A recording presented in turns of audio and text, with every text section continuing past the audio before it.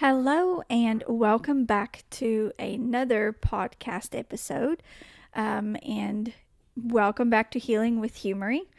Um, we have been working through Lamentations, and the week before that, um, I did Lamentations chapter 1, verse 1 up until verse 9. And we kind of worked through the first stages of like grief, and we're looking at the biblical side of working through grief, and what God intended for that to look like. I've actually heard, a preacher preach sometime last week, and where the preacher said, basically talking about how we're not supposed to question God. And I just got this passionate fire inside of me. And I was like, how can we still be stuck? We're in 2026 and we're still stuck saying that, we're not supposed to question God. And my daughter and I, we had this whole conversation, and I even talked to my husband about this because it really bothered me. I was like, how can preachers tell people that we're not supposed to question God when His word is literally full of prophets, apostles, disciples that questioned Him, asked Him questions, why is it that we don't understand that we're made in the image of God? And if you look at our human nature and the way we get to answers or conclusions or revelation, it started all by asking a question, asking God, why did this happen? Why did that happen? Why is it, life looking like this at the moment? You can even think about deeper questions that I can't think of right now on the spot, but we are meant to ask deep questions in order for us to reach deep revelation, to reach deep connection with Him, and deep understanding of who He is to the core. And in that process, we also discover our identity in Christ.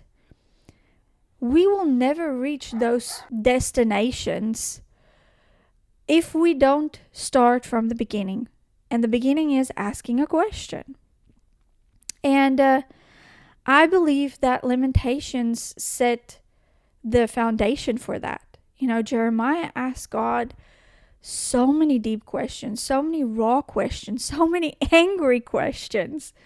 There's a multitude of the type of questions that he asked God. It's sad questions, heartbroken questions, angry questions, frustrated questions. All of that's included. Not just like superficial questions. No, he wants us to dig deep. He wants us to sit with His word. Lamentations is such a beautiful depiction of how we're supposed to take time to work through things and not try to fix them immediately. No, God never expected that of us. Never. It was always meant to be a sit at the table and have hard conversations with Him, getting to know Him, getting to understand, getting deep revelations. And that's just something that last week, I really walked through and kind of processed and was like, how are we still stuck there? It's the only way we're going to learn. I mean, if you just think about school, sitting in biology, the teacher is currently teaching you a lesson or a module. Certain questions are going to arise, and when those questions comes up and the teacher is there to answer those questions. And God's the teacher. When we have a question, He's there to answer it. That is the whole purpose of being the student, being the one that's being led, being taught, being guided. So please, if there's anything that you can take away from my podcasts of Lamentations, is please sit down, sit at the table, and have a conversation with God. Question Him. Ask Him deep questions, hard questions. I want you to know that He is not scared or afraid of the questions that you have, because He has an answer for each one of them. And even the ones and the things that we don't understand, it's like He just comes and gives you peace, and yet in that moment he does provide some sort of answer. It might not be the one that you're looking for, but He does provide always. He's not a God of confusion that will just stand up from the table and just leave you there to sit by yourself and process through things. No. He sits with you, and He helps you process those things. And He provides what you need in that moment to have some sort of understanding. I want to move on today from verse 10. I'm not gonna read all the verses like I did in the first podcast. I'm kind of gonna touch on certain ones, and then also kind of just sum up some of the other verses, because they basically say the same thing but just in different ways, but the focal point of it comes back to the same thing. When I start with this second preparation, and I read verse 10, there's a part of verse 10 that says, "Foreign nations enter even her holy place, claiming what you decided was off limits and forbidden to them, your temple." And when I sat with the Lord with this one, it felt like this is the part where grief invaded a space that it never should have access to. Jeremiah gives us an imagery here of foreign nations enter even her holy place. This stuck with me. Grief stepping into what was never supposed to be touched. And sometimes losses feel like trespassing. Like someone just walked into, if you can think about the most sacred place for you. For me, that would be my bedroom. That's a sacred place because that's a space that me and my husband share. We share intimacy there. We share a lot of intimate talks. We share our hearts there.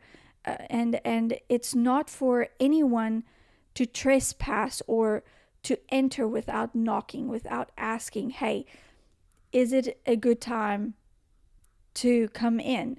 And loss or grief feels like that person that just enters without knocking. It just trespasses. It doesn't ask for permission. It just rudely invades a space that was supposed to be sacred, that was supposed to be holy, and that was supposed to be safe. And then it also used the imagery of a forbidden place, your temple. That temple can look like your sense of security. It can look like an image or a perspective of someone that you had. How can I put this? It's like you had this image of a person, whether they were a friend, a brother, a sister, a family member, or even your spouse, and something happened. It's not necessarily always loss that causes grief. Grief can look like something happened that changed the image that you had of them, the thought of you knew who they were or who they are. And then also, grief can look like you grieving a version of yourself that you once knew or that you thought you knew. Grief doesn't always look like losing someone. It sometimes look like losing the version of your life that you thought were unshakable or untouchable. Now let's move on to verse 11. It says, kept in hunger, her people are desperate for food. Once prosperous, they trade her treasures for nourishment of any kind. This made me think of when verse 10 happens, when that grief comes into a place that it wasn't invited. When that grief comes in and it changes something that you thought was unshakable, unbreakable, it leaves us hungry. It leaves us with so many emotions. I mean, one of them I can think of, the feeling of loneliness. When that comes, it leaves us hungry for something. And it's not in a physical way. It's more of an emotional way. It leaves you hungry for reassurance, for safety, for someone to tell you that it's going to be okay. And it leaves you hunger to feel secure again. Secure like just recently. Secure in who I am as a person, who I am in Christ. That's security. And the sad part of that verse is where it said, and sometimes we trade treasures just to feel fed. This touched my heart so deeply when I worked through this. And he was like, Humry, there's so many times that you will trade peace for approval. That's a hard one. You are willing to give up your peace because you're so hungry for approval. And I definitely had to come to a point where I was like, in my kitchen, I can remember this so clearly. And I was busy cleaning the kitchen and I had something in my hand and I was walking towards the trash can. And I have one of these trash cans that's electrical, so it can sense when you want to throw some, like when your hand is there, and it will open up and you throw it away and it will close by itself. And as I was walking towards and I was going to throw it away, the lid opened and I threw it and I literally saw the thing or the paper fall in the trash can. And the Lord spoke to me so clearly and he's like, Yumi, why are you groveling? Why are you fighting so hard for approval when you did nothing wrong? And it's because we trade that peace for approval. Because we just desperately want something back that was taken. We trade dignity for validation. And for me, that was who I was in Christ. I almost traded that and I almost let that go just because I wanted validation that from people that you are good, you are a good mother, you are a good friend, you are a good sister, you're a good wife, you're a good this or a good that. I was just so hungry for it. And this one's a hard one too, because in that moment of weakness and that moment of feeling alone, you're willing to trade your boundaries in order for you not to feel alone. You're willing to give people access into places and spaces that was never meant for them to enter just in order for you to not feel alone. That's a hard one. And believe me, when you let that go, it is so hard to come back from that one. It's so hard to find the strength to stand up and say, no, this is a boundary, and it's not necessarily that person's fault. It is my fault. It is my fault because I let the boundary down in order so I don't feel alone. And I can't blame anyone else except myself. And the thing about grief is, it pushes you to a place, if you're not careful, of bargaining. Bargaining to trade anything in order for you to just have some sort of relief. Relief from that pain. Relief from the sadness, the loneliness, the insecurities. Then verse 12 was also kind of sad.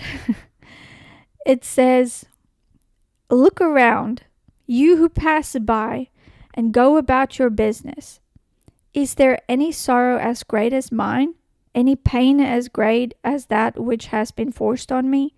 That first part of the verse, it made me think back of the time, especially again, where I experienced deep loss. My dad passed away, and I was able to stay home for about 2 weeks.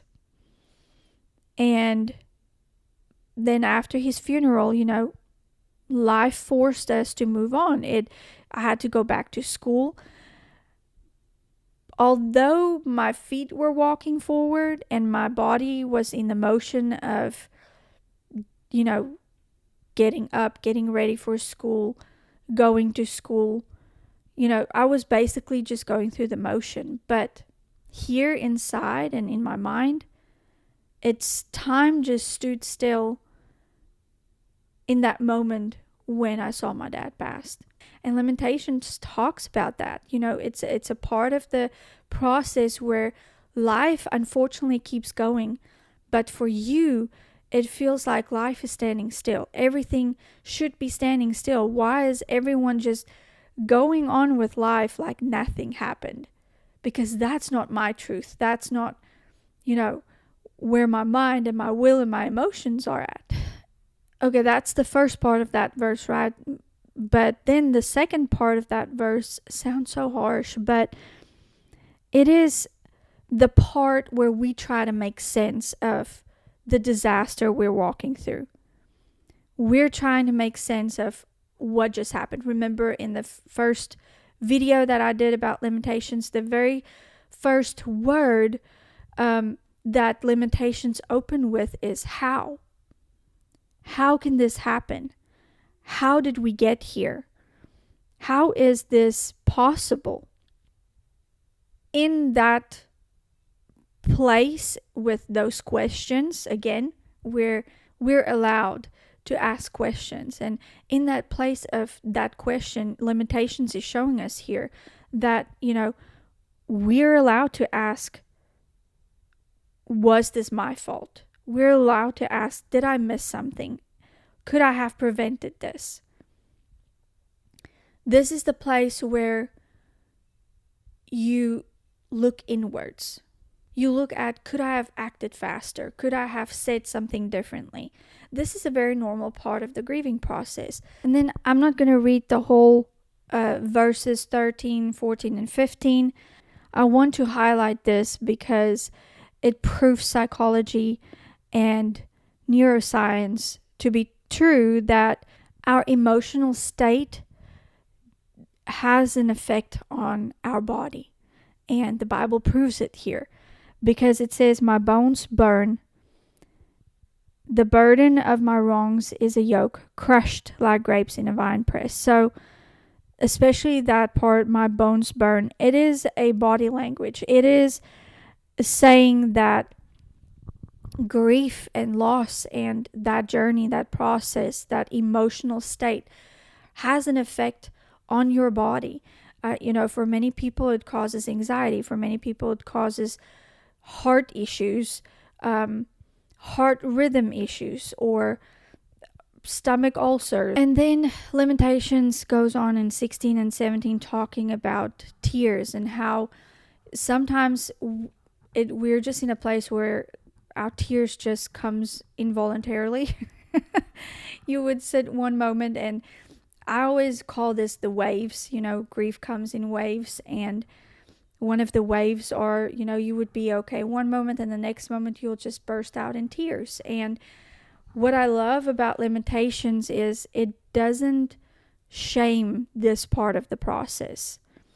The Bible records it, it honors it. It shows us that tears is not weakness. It is part of a sacred process, processing those emotions, and not try to run from it, hide from it, or just to put it under the rug and try to move on. Verse 18 to 20 is a lot of reflection. This part is a very humbling and filled with humility. It's not there to shame you. This part is so important because it helps us to look through different lenses, but to end up looking through the right lens, the biblical lens, the God lens. But in order to get to that part of the process, we have to go through all of this. We have to be able and willing to really sit down, take the time, work through all of these things, these stages. And that is why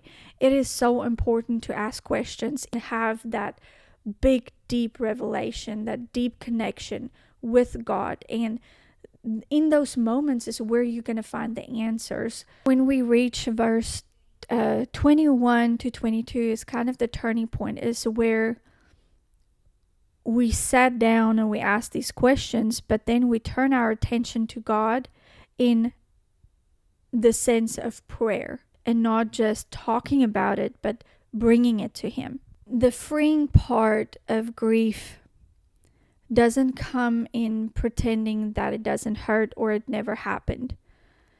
It comes when we enter God's presence and we bring that grief, that hurt, that pain, the sorrow, and we bring it into His presence, and we release and we give it to Him, the things that we can't fix. Not by revenge, not by control, not by trying to rewrite what happened, but to release it in His presence. We can look at verse 10 to 22 as a journey, and it can look like this. First, something sacred invaded. Then, hunger sets in. And then the shock. Then the physical pain. Then the tears and the isolation. Then the reflection. And then finally, prayer. So I want to end off this podcast by saying, if you're grieving the loss of a person or a friendship or the version of someone you thought you knew, or even the version of yourself that you once knew, I want you to know that God is not afraid of your honest grief. He would rather have the mess, the raw emotions, the cry, the tears, than a polished version of you trying to sweep everything under the rug and pretend like nothing happened, that whatever happened didn't hurt. God is there for the honesty, not for the pretense. Today's episode was more of a let's walk through the process. Let's see what biblical grieving looks like. Let's walk through the points, let's name them from A to Z and really understand these emotions, these thoughts that we have. Really understand the fact that there's no shame in it. It is all part of the process, and it's biblical. Our next episode will then continue on Lamentations 2. And remember to get notifications on when the next episode gets released or downloaded. Please subscribe to this channel. And then I will see you next time.